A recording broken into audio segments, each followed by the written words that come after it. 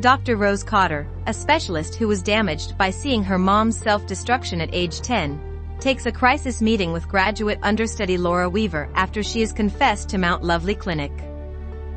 Laura, who saw her teacher Gabriel Munoz cudgel himself with a mallet only a couple of days sooner, quickly guarantees she is being spooky by a pernicious presence whose revile has consumed her life and nobody yet her can see.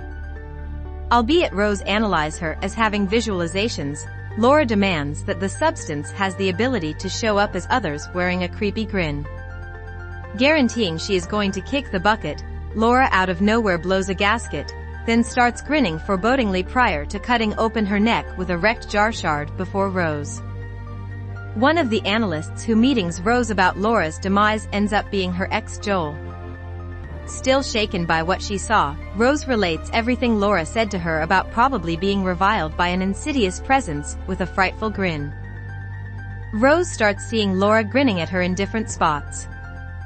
The dreams move Rose to investigate Gabriel Munoz's self-destruction, and she learns Gabriel was additionally grinning unusually preceding he passed on. Rose keeps an eye on her patient Carl Rankin, who was recently confessed to the medical clinic for a hyper episode.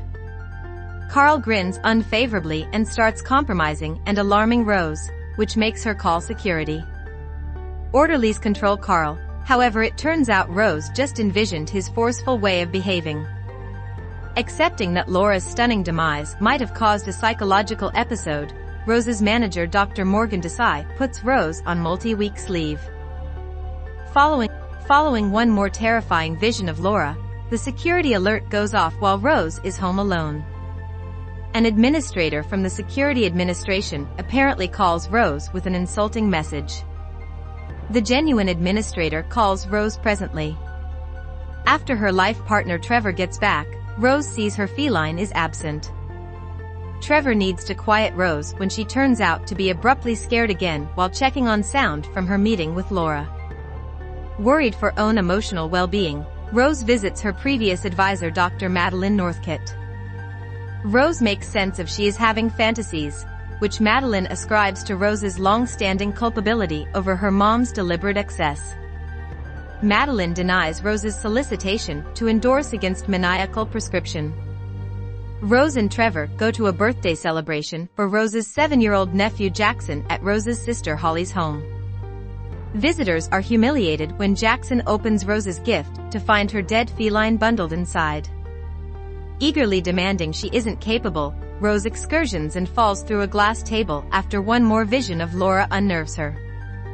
With her mental stability unwinding, Rose attempts to enlighten Trevor regarding the alleged revile that tormented Laura clearly being given to her. Trevor pompously blames Rose for acquiring psychological instability from her mom and of killing their feline. Rose visits Gabriel Munoz's widow Victoria. Victoria shows Rose ghastly portrayals Gabriel drew of a dim element he guaranteed was attempting to get inside him. Rose likewise learns Gabriel was damaged by the demise of his sibling a long time back, and he started yelling about the revile in the wake of going to a gathering where he saw a lady commit suicide. Rose requests the lady's name, yet Victoria removes Rose from her home after Rose becomes obstinate that Gabriel was coming clean about his revile. Rose persuades Joel to help her keep interfacing hints. Joel utilizes his police PC to get to a document for Angela Powell, what realtor Gabriel Munoz saw bite the dust. That's what extra video shows. A few days preceding her demise, Angela saw a grinning man unexpectedly hack his own neck with cultivating shears at a service station. Rose gets back to find that Trevor called Madeline for a mediation over Rose's stressing mental state. Feeling deceived, Rose stomps out to take duplicates of Joel's documents to her sister Holly. Rose has a go at educating Holly concerning the revile, which just prompts the sisters squabbling over Rose acting in much the same way to their oppressive mother. Joel calls Rose to tell her that further digging uncovered a chain of 20 comparable cases, including observers to 19 suicides. The exemption was bookkeeper Robert Talley, who watched his colleague end it all. Rather than consequently committing suicide, nonetheless, Robert killed a more bizarre 4 days after the fact. Multi-week from that point onward, The onlooker to Robert's activities ended it all and the example continued.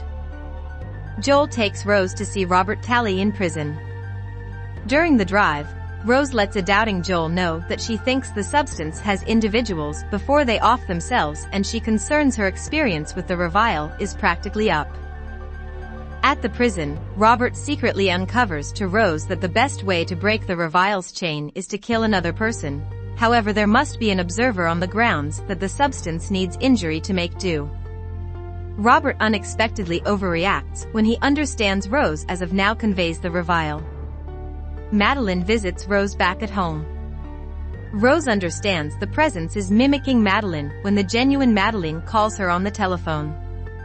Madeline's grinning doppelganger compromises Rose. Equipped with a kitchen blade, Rose drives to the medical clinic. Rose encounters a dream of wounding her patient Carl to death before Dr. Desai, who then, at that point, detaches his own face.